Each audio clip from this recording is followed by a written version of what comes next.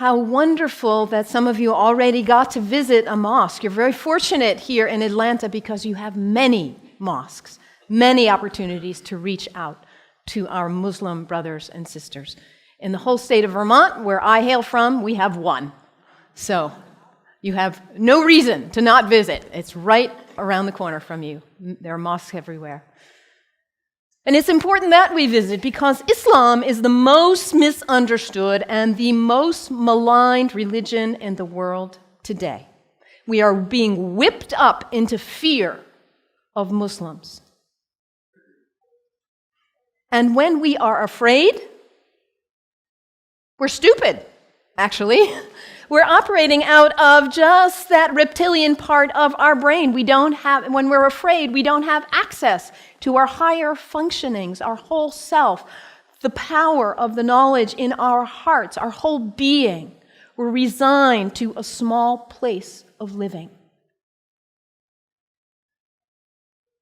Ali, the son-in-law of the Prophet, says, people are afraid of what they don't understand. So my hope today is to share with you a little bit about what I love about Islam in order to invite you to a place of more understanding and less fear. Islam is very practical. If you are looking for insights about how to live a good life, how to be a good person, Islam has wonderful gems to offer to you. One of the things I love most about Islam is that it invites us to be concerned about what is the most important thing in life. To get our priorities straight. What is it for you?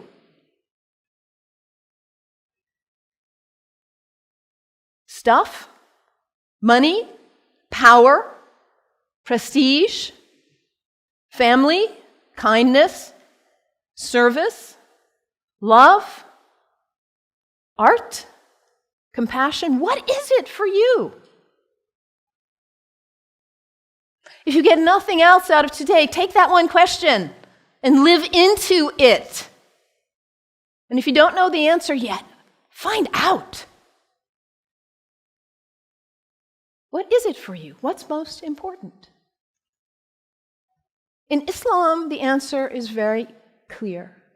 La ilaha illallah, Muhammadan Rasulullah. There is nothing but the source. God, the one. How did you say it, Anthony? That love which is greater than we can know. That's what matters. And Muhammad is his prophet. Is the prophet of love. La ilaha illallah, Muhammadan Rasulullah. And the thing about us humans, when we get that clarity, we know what's important. What do we do with that? We forget. That's who we are. We humans, we are the great forgetters. How many of you made a New Year's resolution back on January 1st? How are you doing with it now? Let's be honest. How were you doing January 7th? We get this high resolve and this clarity, and then we get caught up in all the distractions, all the things pulling our attention here and there, and we forget. That poet, Mary Oliver, says, what is it you plan to do with your one wild and precious life? What is it?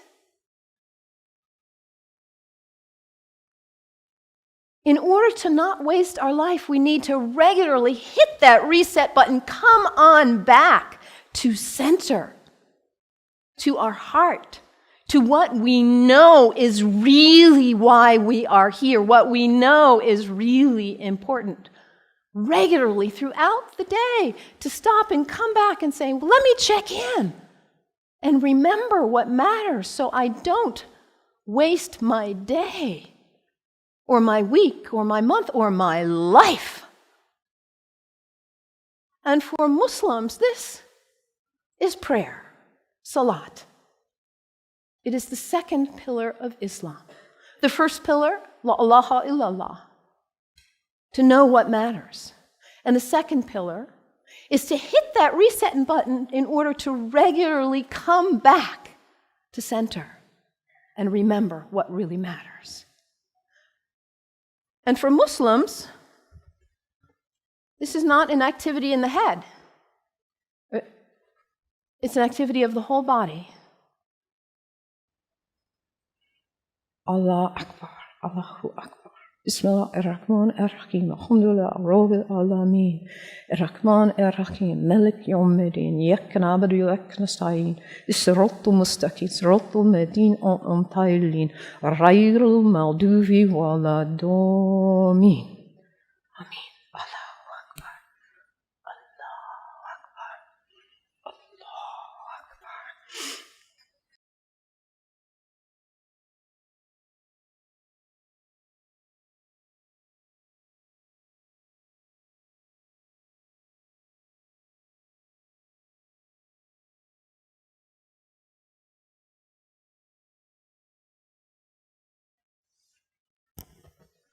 Can you imagine how limber you'd be if you did that 17 times a day? And it's done in the direction of Mecca, northeast, more or less. To hit that reset button in order to come back, to hear that voice still and small, like we just sang about, to come back to what matters. So practical, I love that, the second pillar of Islam. Islam also reminds us to always be concerned about those who are less well off than ourselves. Over and over in the Quran it says, be concerned about the widows and orphans. Be generous. I brought some soup as a symbol of generosity, giving, donating to food banks, giving to people who need food. I think about Muhammad almost like a social genius. He himself was an orphan. By the time he was 6 years old, he had already lost both his parents. He knew marginality. He knew it. And what happens when there is imbalance in a society where there are some who have a lot and some who don't have enough? What happens here? Those who don't have enough are suffering, aren't they? Out of their lack of nutrition, food, healthcare, hygiene, educational opportunities, they suffer. And in their suffering, they may experience illness. Their illness doesn't stay there, does it? It spreads to the rest of the people.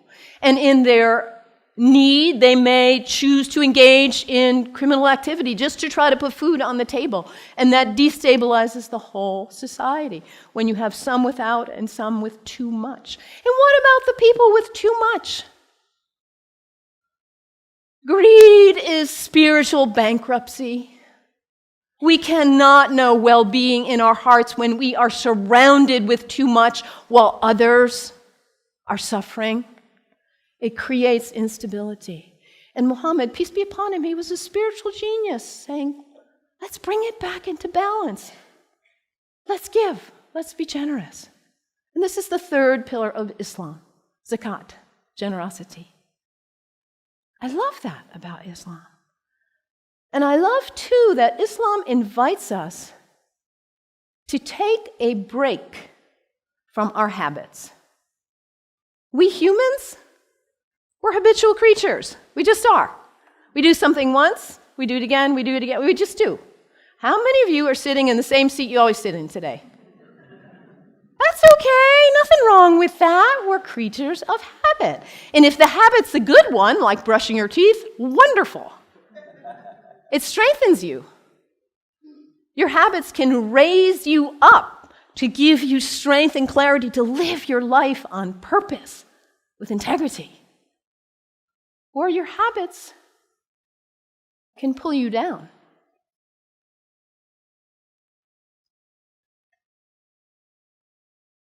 To take a break from your habits, because what happens when you try to take a break from your habit, when you try to stop reaching for whatever it is and you cannot?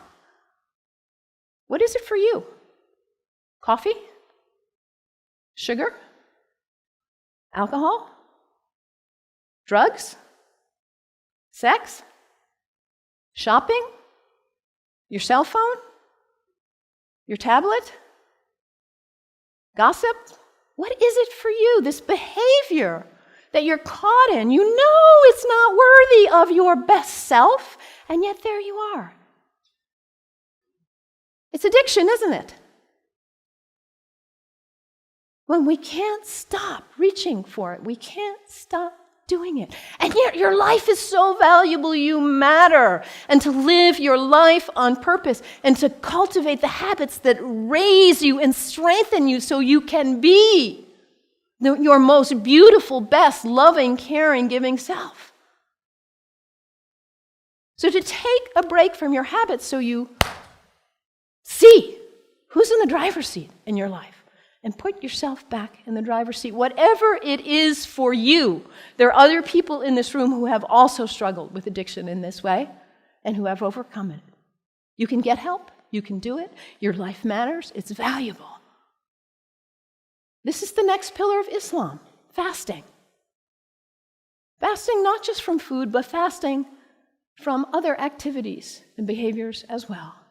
And when we fast from food in particular, and it says over again and again in the Quran, fasting is good for you if you only knew.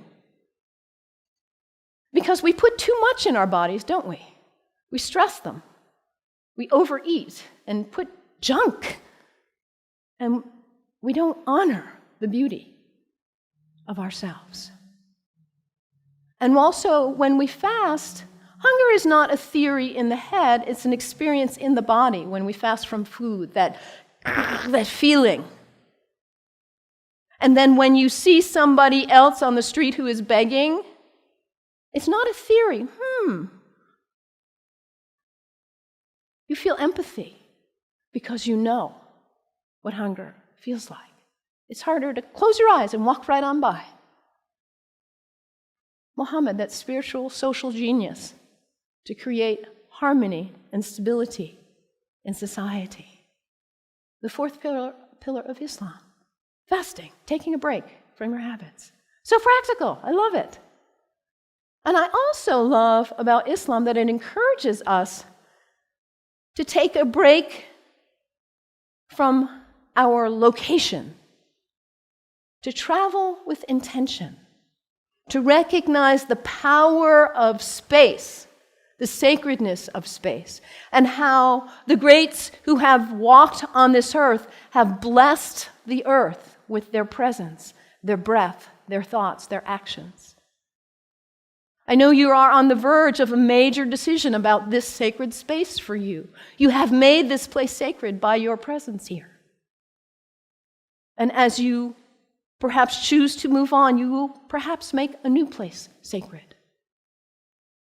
by your use and your love. The earth is sacred. Our places are sacred. And when we travel with intention, we are changed by it. This is the fifth pillar of Islam, pilgrimage. And for Muslims, the pilgrimage is to Mecca, which none of us will probably go there. But where is pilgrimage for you? And what happens when we go? We leave our usual haunts. We travel with intention. We let ourselves be changed, be opened by new experiences, new interactions. And we come back and we are not the same. We look at our lives and we say, why was I doing that? I'm not going to waste my one wild and precious life on that. And we come back renewed and with a new value, a new understanding of the sacredness of our location, the beauty of the earth. I love this about Islam. So practical. What's the one thing that matters in your life?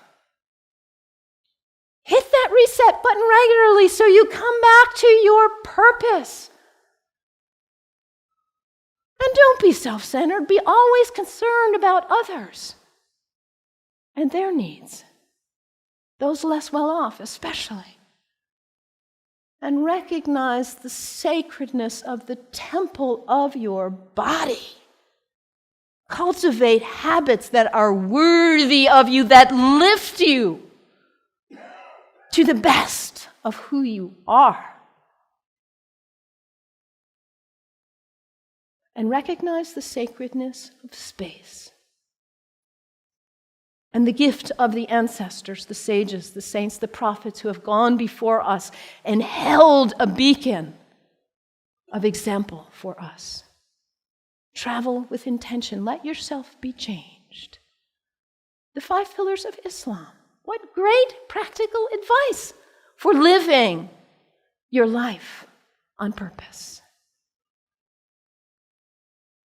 And yet, at the same time as all of what I've told you is true, the beauty of this great tradition, we are being whipped up into fear against Muslims and Islam.